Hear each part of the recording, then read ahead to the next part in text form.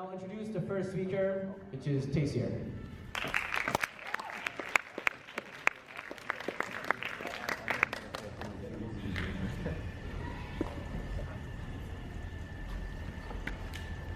Hi, my name is Taysir and I'm the first speaker for the proposition of the motion. This House believes that self-driving cars would do more harm than good.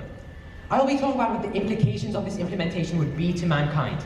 William will go over the moral repercussions towards our humanity, and then Eric will rebut against as many of the opposition's points as he can, before going on to his own points about the economic harm this would cause.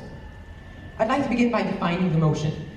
A self-driving car is a robotic vehicle designed to travel between two destinations without a human operator, instead being controlled by a computer, with a computer being something that processes data. Another keyword is would. This clearly implies that the motion addresses the future. And we can also assume that such a revolutionary idea that has been commercialized will take the world by storm and everyone will be using these cars. A point that the opposition may raise is that the productivity of people would skyrocket, because they could do work while going to work, but that won't turn out as planned. At each stage of the day, there are two possible outcomes. Firstly, in the car. People will most likely procrastinate because, after all, humans are lazy. But if they don't, then we look to later on in the day, where they may think they have more time, but say 20 minutes. But after that, it's harder for them to stop. They spend an hour, 2 hours maybe. But if we decide to once again assume the best of our hypothetical people, then they work for 4 hours, they go, they have lunch, they work again, and they will burn themselves out. This is the only time of the day where there is a single possible outcome. This raised health issues, as well as the fact that there was no extra productivity. No matter what choices you make throughout the day, nothing can be benefited from time gained in a driverless car. So far in all the prototypes, there has been a feature that allows the driver to take control over from the car. This is because programs are never infallible, so it's not going to be removed. And this would be fine, but then humans are quite apathetic. So we'll probably make it really easy to get a driver's license. I mean, the requirements to pilot these vehicles would be a lot lower than they are now. And this would result in the quality of drivers decreasing, which again, shouldn't be a problem, but humans are lazy. We get angry when something we have that's convenient does not work as well as it should. Just look at laggy internet. But a perhaps more relevant example of our laziness is airplane flights. How many of you actually read the manual that tells you what to do in the event of a crash? Some of you might, but those are the exceptions. This will combine with another issue in caution, which again shouldn't seem like an issue, but it is. For these cars to be commercialized, they would have to be as safe as possible, and so as cautious as possible, and by extension, slow. This will result in people's anger, which is actually quite commonly known as road rage. It may be to a lesser extent, but will be there. And these drivers will want to go faster. They will take over the car so that they can go faster. Lower quality of drivers combined with road rage will cause accidents. They will cause deaths. More than now. That is by definition harm.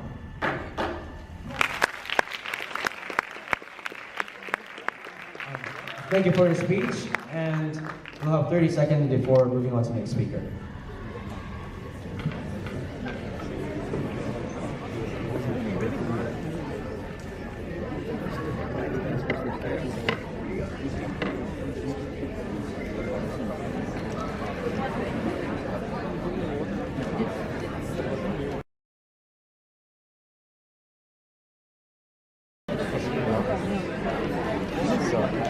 Thank you. End of the preparation time. Now I'll introduce this first speaker of the opposition team, Jaxson.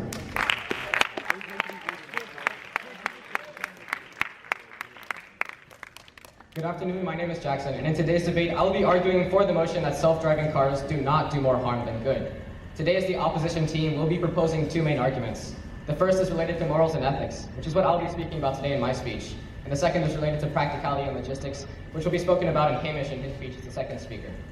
And finally, our third speaker, Isaac, will be rebutting against the opposition and summing up our team's case. It is important to first acknowledge that our team is not arguing for the motion that autonomous cars do more good than harm. What we are saying is that they do not do more harm than good. Therefore, even if the number and severity of pros and cons are equal, then we have won this debate. This brings me on to a few arguments that may feature in the opposition speeches later on that I'd like to quickly address before I move on to my own points. One recurring point I found after some research on the internet against the mass use of driverless cars is the damage it would have to the public transportation industries, especially that of taxis. However, this is an invalid argument, and here's why. If there was an impact on the taxi industry, this would not be the beginning of mass unemployment. While there are many reasons for this, let me just explain this with a simple statement. Look at the past.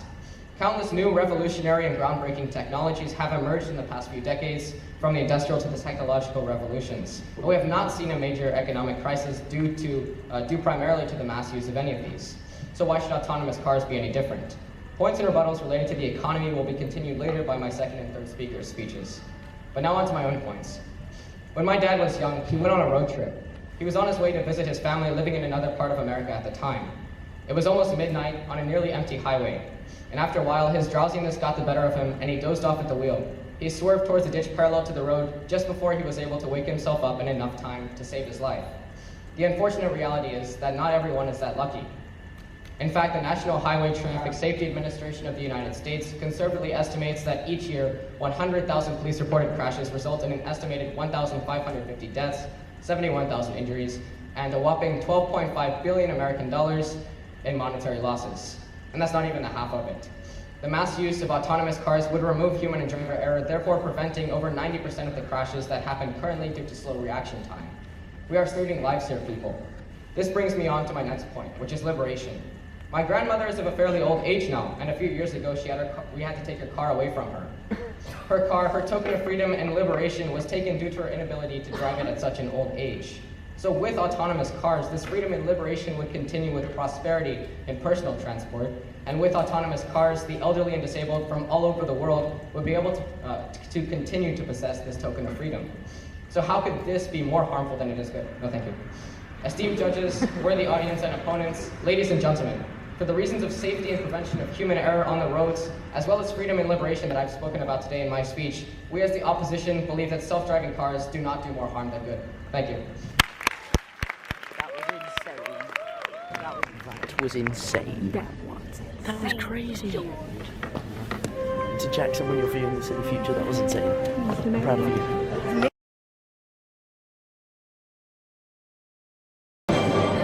Thank you very much. It is the end of preparation time. I'll introduce the second speaker of the proposition team, William.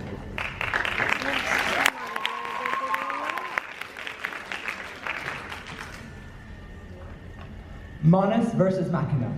For those of you that couldn't guess, that's Latin for man versus machine. And that's exactly what we're looking at here. We're looking at technology and its exponential growth, slowly becoming more autonomous, more intelligent, and taking a more active role in our everyday lives. Now, of course, technology is beautiful. It connects people. It saves lives. It has taken us from the seas to the stars above. But just like everything in our universe, technology isn't flawless. It's on its way to becoming the alpha in its relationship to us. Does the man make the machine, or does the machine make the man? If we let technology take over, in this instance, in the form of driverless cars, we're giving up our right to control, which is a freedom. Surrendering ourselves to technology. We are no longer accountable for our actions because they are not our actions.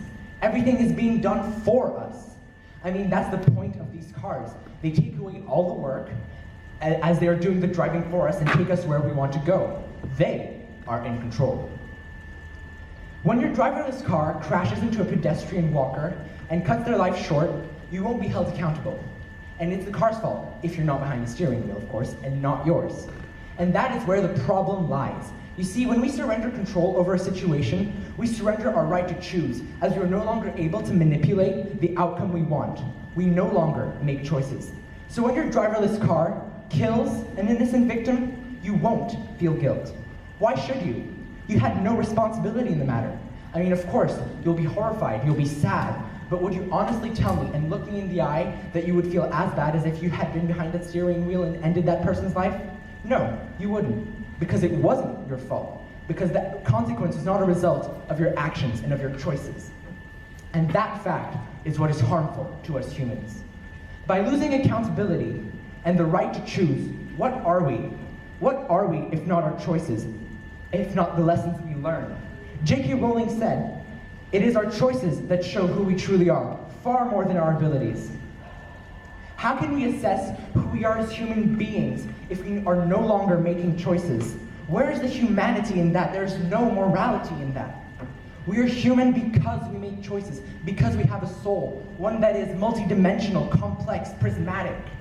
To Today, it's just driverless cars, and transportation is already a huge part of our lives. But who knows what it will be in the future? Driverless cars are dangerous and harmful as they're getting us accustomed to a culture where we abandon and sacrifice what makes us human for the sake of comfort. By accepting such technologies into our lives, we are subconsciously giving into the machines that we create, opening the door to some frightening new technologies being developed. So I'll leave with this. Do you want to be human or about as lifeless as the machines that we make? Thank you very much.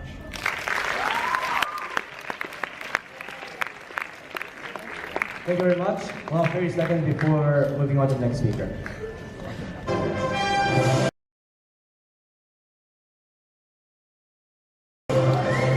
Thank you very much. It's time to introduce our second speaker from the opposition team, Hamish.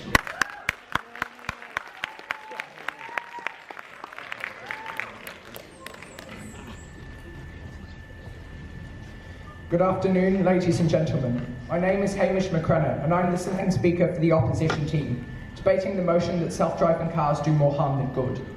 Before I explain my points as to why this motion is in fact false, I'd like to offer some rebuttals to the proposition team. There has been a major contradiction in the first two speakers' arguments. Taysir started talking about how we will be in control and road rage will in fact take over and self-driving cars will not do their duty. However, the second speaker, William, started talking about how we will surrender all control of our actions. This is a major contradiction to make. Furthermore, you also said that humans are lazy and that, driverless cars will be able to pilot themselves to wherever they are needed, preventing vehicles from languishing at a parking space all day, resulting in a lack of demand for cars themselves. In other words, one self-driving car can do the work of many regular cars. No, thank you. This is beneficial in several ways. One of these ways is that self-driving cars have many benefits for the environment, a crucial area of society devastated by problems such as greenhouse gases. Transportation accounts for 27% of greenhouse gases annually, and driverless cars are the appropriate solution to this problem. Research by analysts has shown that self-driving cars produce around 50% less emissions than a regular car. How is this not a good thing? This benefit is compounded by the fact that with fewer cars on the road, emissions caused through idling and other contributors to the emissions total will also shrink dramatically. The fact that self-driving cars provide huge environmental benefits to pressing concerns is just one of the many reasons why self-driving cars do in fact not do more harm than good. Secondly, a point about the economy. The economy is very important when discussing self-driving cars.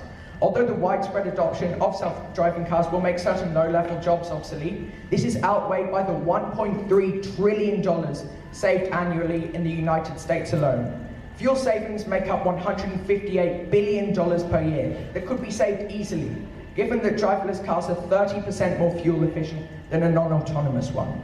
The lack of accidents, which Jaxson talked about, could save $563 billion, and productivity increases gained as a result of the time freed up on commute could save $422 billion annually. How can you say that self-driving cars do more harm than good when they provide such useful and immense savings? Self-driving cars cannot do more harm than good when they provide such strong environmental and economic benefits. This is why my team and I strongly believe that self-driving cars do not do more harm than good. Thank you. Thank you very much, and it is time to open the floor for more opinions or points they have about this. How many times has your computer crashed? You feel mad, yeah? Like your files get deleted and you feel sad. But then when you're in the car and it's just driving you, it may crash and then you may die. Thanks for saying.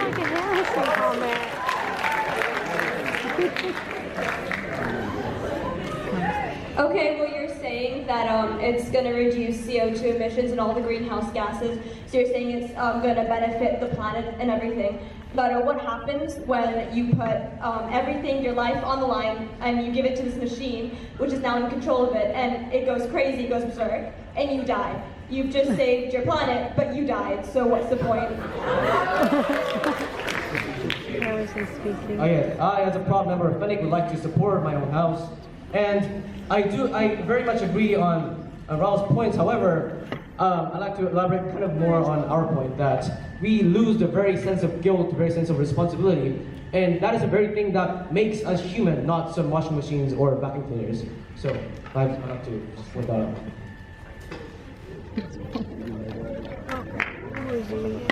I'd just like to say that we never lose a sense of guilt. We often feel guilty just for taking a chocolate out of the fridge, usually. That's like maybe my brothers or something. We will never lose a sense of guilt. It will always be there. It will always be haunting us. Sometimes I still remember things from when I was a kid that I did to my brother that I still feel bad about. So it will never leave you, usually, unless you can properly be confident that the person that you did something wrong to has forgiven you. Thank you. I just wanted to say that William made the point that the self-driving cars could harm pedestrians, but where's your evidence that the cars wouldn't have something programmed into them to stop that from happening, some kind of sensor or something to stop them from crashing into passengers? Because I think it would be a bit stupid to have a self-driving car that couldn't stop that from happening. Thank you, Emily. Well, Michelle and Timmy, I'm so happy to be there.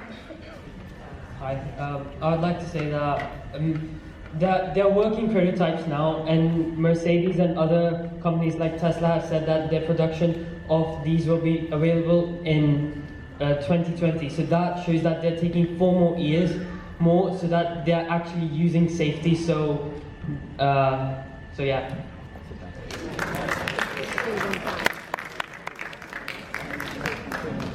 On William's point, I just wanted to say humans can actually have control on cars. They can choose where they want to go. They can choose whether they might want to stop the car. There might be an emergency button. You never know. So they might not have full control, but they do have some control over cars. Hey, thank you, Simon. Last one. One of the points that the proposition team could probably mention is that, say if a self-driving car kills someone, then if you take that person to courts for driving and killing someone, you can't really arrest a computer because, it's a computer. So you can talk about that would be injustice and that would be morally incorrect, and that would do more harm to humanity than good. Thanks for the points from the floor. Okay.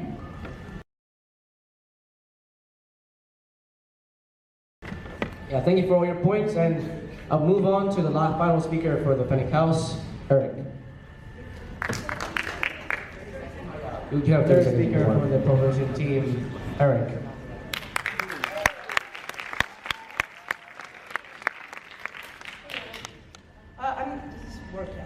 Okay, I'm going to start off with a few rebuttals against the opposition team.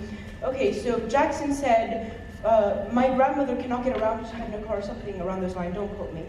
Oh, well, there's a huge public transport services all around the world, so she can. But building on that, you said that there would not be mass unemployment in the taxi industry. Well, the facts prove that there would be mass unemployment in all the public transport industries. So I don't know where you got that from. Hamish said that Taysir started talking about how humans would be in control, and then William started talking about how humans wouldn't be in control. You thought we contradicted ourselves, but we didn't. Taysir basically said that humans would be in control if there were an issue that arose. However, humans would not be able to take over control if there were an accident, say, as the human reflex response time is around 0.62 seconds, and an accident happens much faster usually. He also said self-driving cars produce 50% less emissions, and then you said 30%, so there may be some confusion there.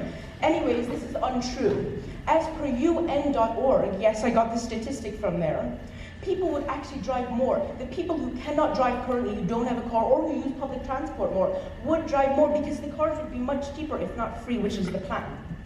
Audience member said self-driving cars will have sensors, and I'll get to that. And you also said you can't arrest a computer. Well, there are already set laws about that, where the companies would have to pay blood money. Okay, I'm going to be looking at different types of a different type of harm, the economic harm this would cause. So, sure, these cars would save a few $100 here and there for the individual people in gas, oil fills, etc. But have any of you taken time to consider the development price of these cars? These facts are all from MIT opposers to the car or the Google development themselves. All the roads that want to accept these cars would have to be repaved or redone. You couldn't have any speed bumps, any bumps at all, actually, and you couldn't have any potholes. This itself would cost lots of money.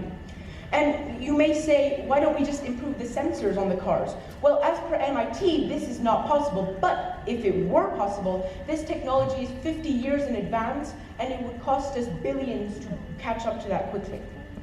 Now, this technology still relies on humans, even if it were to be implemented. For example, a human would have to report any changes in the roads, which would cost huge amounts of resources to manage and take in all this data and then change maps and stuff for the self-driving cars. For example,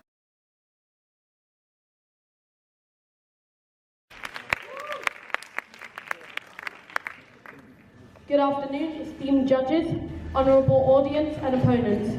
My name is Isaac Hammond for the opposition team that believes that self-driving cars do not do more harm than good. Now, I, as the first speaker of the opposition team, will be summing up my team's points, presenting some rebuttals and my own points. Now, my first speaker, Jaxson, he talked about the moral and the ethics of this case. And our second speaker, Hamish, talked about the environmental benefits and efficiency. Now, the first speaker, Eric, said that to use self-driving cars and to integrate them into this society would cost billions. However, the US Department of Transportation actually assigns a value to human life, and all the lives that would be saved because self-driving cars are far better drivers than humans would end up with a far greater total and a far greater good than harm. Now, for my own points. I believe that self-driving cars do not cause more harm than good, as they provide extremely useful services. Reinforcing what my first speaker, Jaxson, said, self-driving cars could be revolutionary to disabled people or disordered people or people who suffer from vision loss. Imagine a veteran who lost their leg fighting for their country, and imagine the torment and the weakness that they'll have to feel every day, and imagine the overwhelming good that would change their lives if they could easily travel to the next supermarket like an ordinary person. Self-driving cars will bring about this miraculous change in people's lives. Also, self-driving cars do not do more harm than good, as they are the next step in the evolution of technology. Yes? as I said before, these people who have sadly lost their legs can use public transport such as taxis or buses. They Yes, don't have but to feel like an ordinary person and to drive themselves would be an amazing emotional experience for them. Now, in the past we have faced a similar decision of whether to embrace new technology, such as cars, and from embracing this change, we as a species and as a civilization have come out better because of them. Can you honestly believe that now, of all times, the best thing to do is to inhibit change? Finally, we believe that self-driving cars do not do more harm than good, because they are do far less harm than ordinary cars. These cars are safer to drive as it takes out the dangerous human error such as road rage or fatigue or drinking whilst driving. According to US Department survey of transportation, 94% of over 2 million people of road accidents are caused by human error.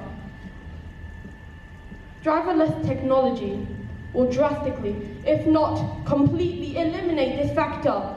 Is this small harm of self-driving cars really worth the good of all these lives? So this is to sum up, this is why this House believes that self-driving cars do less harm than good, as they are efficient, they are necessary, and they are revolutionary in the technology. Thank you. And we have 50 seconds until the reply speech. Okay, well, Eric, oh my god, what was that? George, you're on camera. It's just, okay, hi. Eric didn't listen to Jaxson at all because he said that it will affect the taxi thing. No, Jaxson said it will eradicate the taxi thing, but we will make far much more money. Then he tried to go on Hamish for the few hundreds we'll save. Sorry, I didn't realise $2 to $3 trillion was a few $100s in your amount of money. So that was just completely illogical. And I just threw points at them that they made stupid comments about. Like that. That would And have I made their will point. choose the reply speaker for the opposition team. They won. Ryle would have won. Ryle definitely won.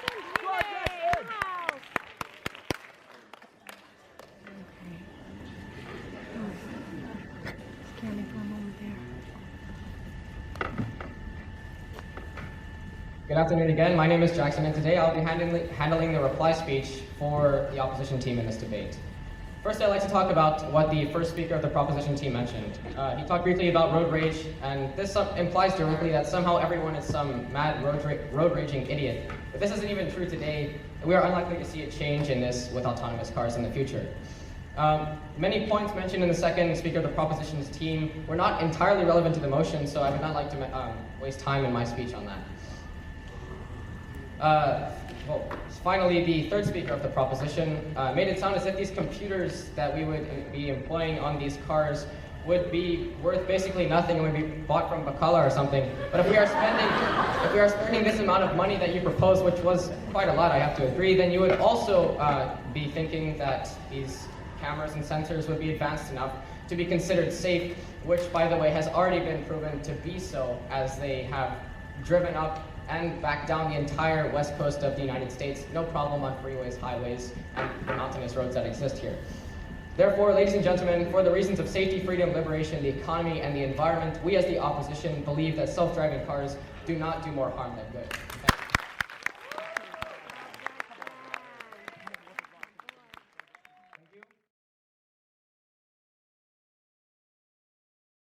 Swiftly moving on, I'll introduce the reply speaker for the proposition team.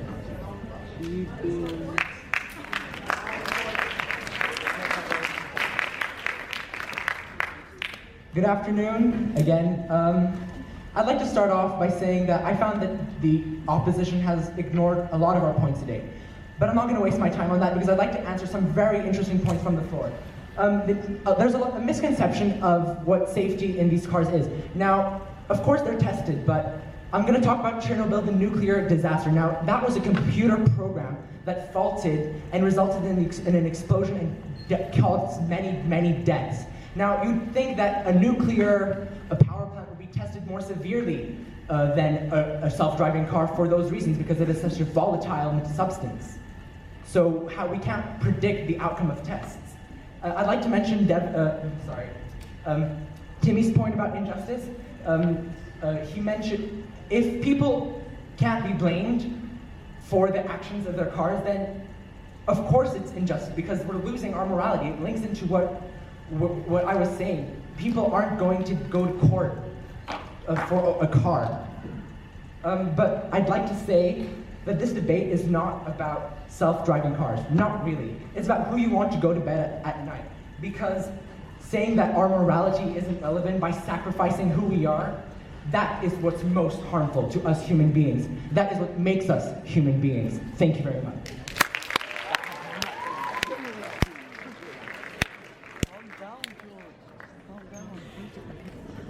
He has a lot of passion about this.